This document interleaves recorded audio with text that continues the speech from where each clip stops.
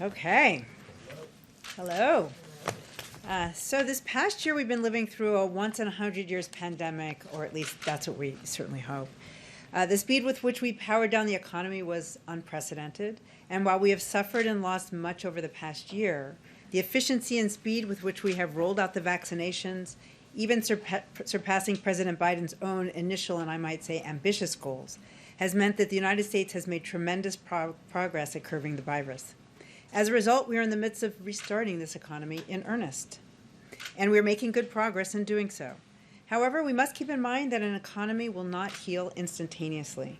It takes several weeks for people to get full immunity from vaccinations, and even more time for those left jobless from the pandemic to find and start a suitable job. Supply chains have been disrupted, and sectors that were hardest hit are just beginning to come back. I will also note that given the extraordinary and unprecedented circumstances of the pandemic, it will remain difficult for analysts to accurately forecast economic data until we have more fully recovered.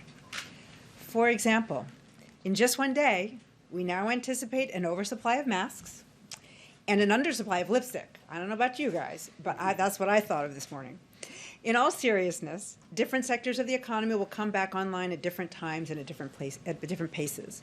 And while the actual economy will likely change from week to week, reported data will lag the process. As a result, as the economy recovers, there will be data that come in below expectations and data that will come in above expectations. We saw that this week with the CPI and last week with the jobs report. Today's report on retail sales in April came in softer than most expected after a large increase last month. At moments like this, it is important to focus on trends and not month-to-month or week-to-week oscillations. In that vein, we know that the initial estimate for first quarter GDP was 6.4%, outpacing growth in the Eurozone, and employment has grown an average of 500,000 jobs per month since January. Even while the overall trend in the economy is positive, the administration is working to help displaced workers with their searches so that they can find good, suitable work. And as the president emphasized earlier this week, if offered a suitable job, a worker receiving unemployment benefits must take it. We're also emphasizing to employers that there are resources to help them hire workers part-time without those workers losing their unemployment benefits through short-time compensation. And we're reminding employers of the extension of the Employee Retention Tax Credit in the American Rescue Plan. While it is important we continue to support workers, families, and businesses until the virus is more robustly contained, we also recognize the imperative of supporting the healing of our labor market. In the meantime, we know that the mismatch between different parts of the economy will show up in unexpected ways until the economy more fully recovers. As such, as the president urged earlier this week, we must be patient.